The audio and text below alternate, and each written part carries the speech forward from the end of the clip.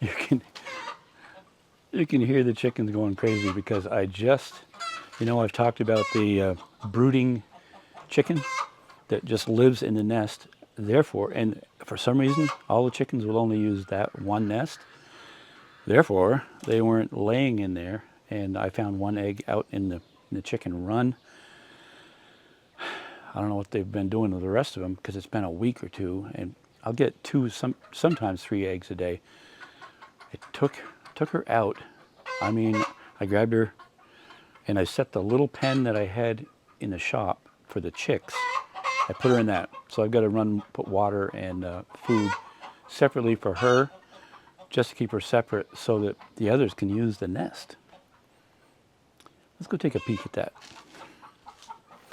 May I say, she is not happy with me. Let's go in and see. I need to feed her and water, give her some water. Okay, I have some water and grain for her. Let's see how she's quieted down. I don't know how long this pen is going to last because she'll probably peck it to pieces. Let's go throw some grain and mealworms. And put her water over there. See what she does with that. Okay, Chickie, you still mad at me? That really disrupted her brooding. Short term, I bet she'll start laying eggs in here. Then we'll see what happens. I think all the other chicks have sighed a sigh of relief because she is the mother hen of all of these. Okay. Well, they've quieted down short term. Look at that. I was able to, that's the easiest I've walked up these stairs since my knee operations, knee surgeries, knee replacements. Today, I'm going to see if I can finish up some of the loose ends. I'd like to say all, but I probably can't. And I'll be listing this for sale, I think next week, I'm hoping. There's not a lot left to do. It's just little tiny finish up stuff. So let's get at it. All right, I'm just going to put boards up through here, cap it off. This side is open already because the heat duct comes all the way through there. So let me just cut these. 20 inches, 1, 2, 3, 4, 6, 7, 8, 9, 10. And I got a pretty good start coming up through there. I'm going to lay these in. Hopefully nail them all at once. I want to get a measurement, make sure we're good this way. 7/8 to an inch. I think I'll just tap that down.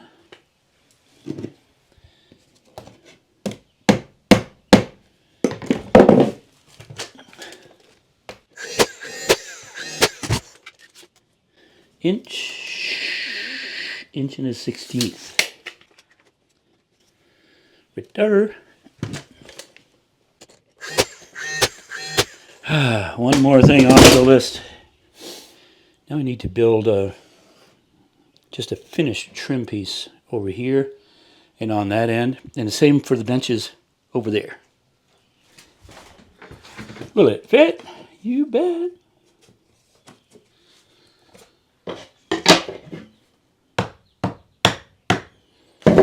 Perfect. Perfect.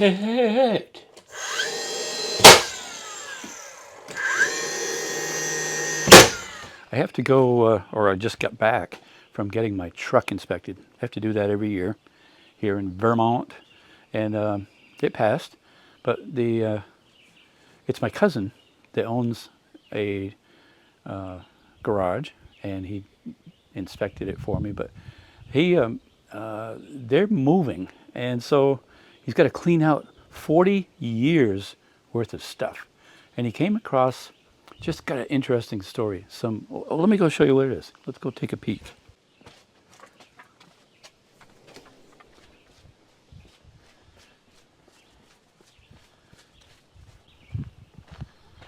Look at this. Those are what goes at the beginning of each hole for golf. Let me tell you about that. So my cousin worked for his uncle 40 years ago, and Everett Berry, greatest guy. He was just those type of people. It's just fun to just you could sit and talk all afternoon and talk about stories. And so now I'm sidetracked. He used to have a 9-hole golf course out back of the garage, the shop, and he had these made. They're in the shape of Vermont, and they're all numbered. So I'm going to clean those up, and I'll use them over on the mini golf course. But Everett was just such a likable guy. I remember when I had just gotten out of high school, I was working in a bank, and went in to get tires changed or something on a vehicle. And he says, Kenny, back then everybody called me Kenny. If you take half of your money that you earn, just put it in the bank, you'll be rich very soon. You know, well, when you're ready to retire. That was his advice. And to me, I thought, oh, that sounds really good. Well, I wasn't making much money working in a bank, and I barely was able to put gas in my Trans Am. I had a, what year was it? 70 or 72 Trans Am Firebird. That was a hot rod. Prior to that, I had a 67 Camaro, 67 Chevelle Super Sport, 396 Quadrajet 4-barrel, 4-speed, dual exhaust. And I had two different Corvettes. Oh, you could go on and on and on. I went through cars like crazy when I was in my 20s. But we got talking about when we were younger and how at Barry Tire, they used way back when they moved from New York. He was just knee-high to a grasshopper. The Uncle Morris and Aunt Shirley. I vaguely remember her, but I remember him, just how he would sit, legs crossed, skinny. I mean, I don't think he weighed 100 pounds soaking wet. Just a slight, small guy, but Everett was similar in build like that. But he'd give you the shirt off his back. He's just a great guy. So I ended up getting, these will have some nostalgia to them. That's kind of cool. So I'll use those over on the golf course as I get going again. So John and I, we traded stories. We could have sat. We got talking, and we could have sat for a couple hours. But they're trying to move, so they're packing stuff up, and yeah. Talked with his daughter. She's going a different direction. Sounds pretty cool. She's going to be working with horses and stuff. I hope that's okay to say that. I didn't ask their permission. I don't think they'll mind. They're nice folks. So, I won't even tell you the stories, but they were deer hunting stories. You know how those go.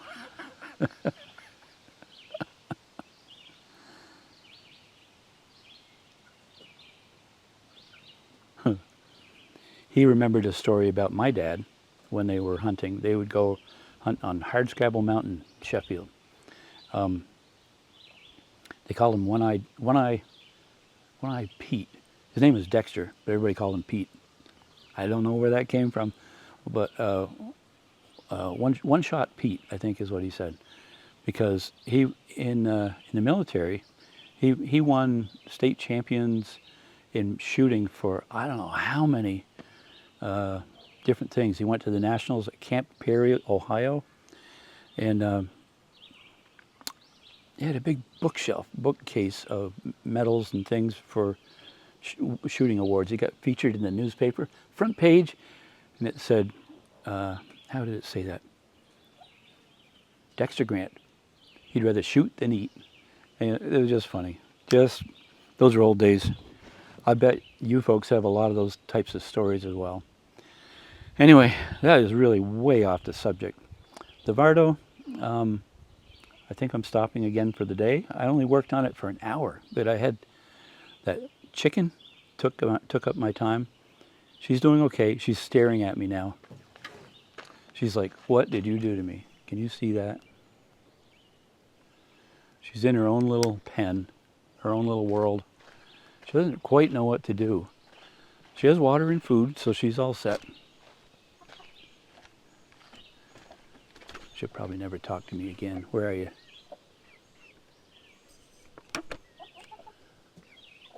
Yeah. So now the other big chickens, they don't know what to do. I think I saw one go into the nest, which has not been available because of that chicken. Yeah, I got one in here. If it says, "Finally, I'm able to go." She's been holding eggs for like 10 days probably. No, I know they don't do that. Okay. Okay, back over to the Vardo for a minute.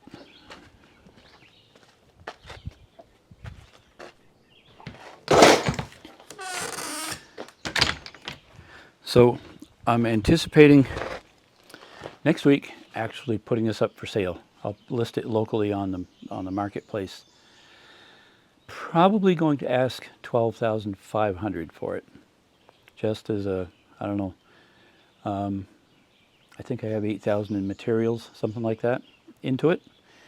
I have a ton of hours into it, so I'm not expecting to recover all my efforts, and that's fine. It was, at least it made for interesting YouTube footage. I'll do it, not today, but later on, next week when I list it, I'll do a walkthrough so you know exactly what's in it, what's not in it, and so on. And I'll see if I can sell this and clear out my yard a little bit, because I need room for mini golf, don't I? And then maybe start another project. So, to wrap it up, that's it. Hey, leave a comment, hit the like button. If you're not a subscriber, please subscribe and share it, and have a great day. Oh, yeah, okay. I've lost 8 pounds so far, side note. So we are on busy Route 302 in New Hampshire, in Bethlehem, at the Maplewood, the inn at Maplewood. It's a golf course, 18 holes. I have played here in the past. This has a storied history. Storied history. I'm going to read this from their website. It's talking about the history of Maplewood Golf Course and the inn at Maplewood. Railroads made the summer tourist industry possible in the early 1900s, and as a result, grand New England hotels were built to accommodate the throngs of people interested in capitalizing on this new trend, leaving the hot cities in the hay fever-free capital of the world, Bethlehem, New Hampshire, for cooler destinations during the summer. At the turn of the 20th century, people would travel more than 10 hours by rail. There's I'm not sure where the tracks are, but it came right through this town, as well as it went by the Mount Washington Hotel, up through Crawford Notch, a lot of places like that. The Maplewood for it was a place of rare beauty and comfort. In addition, the area gained a worldwide reputation as a locale of unusual healthfulness. When the American Hay Fever Association chose Bethlehem as the location for the headquarters because of the pure pollen-free mountain air. Of course, right now the pollen count's way low because it's early December. It's only maybe 30 degrees outside Fahrenheit right now. The Maplewood Hotel, of which this was part of it, was the grandest hotel of the 30 hotels in Bethlehem. Just in Bethlehem alone? Just in Bethlehem. That's wow. Crazy, because I don't think, there's some back in town that are kind of burned, ruined. Some of them they have torn down. It was the most spectacular resort in all of New England, or one of, I'm sorry, equipped with a railroad depot on the Profile and Franconia Notch Railroad, casino, a Donald Ross golf course, livery stables, post office with express and telegraph facilities. Telegraph's not a hot thing nowadays. The Maplewood was a first-class destination for New Englanders, and guess who stayed here besides President Roosevelt? President Grant. I am related. So are you, actually. She's my daughter. My last name is Grant. Oh, let's see if we can get through this. As with most of the Grand New England hotels from the era, fire razed the Maplewood to the ground in the 1960s. All that remained was the casino building, which continues to stand to this day. It opened in 1889, the hotel. It is revered for its architectural beauty. Overlooking the golf course, the casino contained a grand music and ballroom, as well as several social rooms. Three regulation bowling alleys, and rooms, billiard and pool rooms, and a reading room for guests to enjoy. In addition, the casino offered broad balconies on 3 sides of the building that provided extensive views of mountains in New Hampshire, Vermont, and southern Canada. That's amazing. All right. Any more words of wisdom you'd like to add? I love the structure of this building. The design. It's quite beautiful. See ya.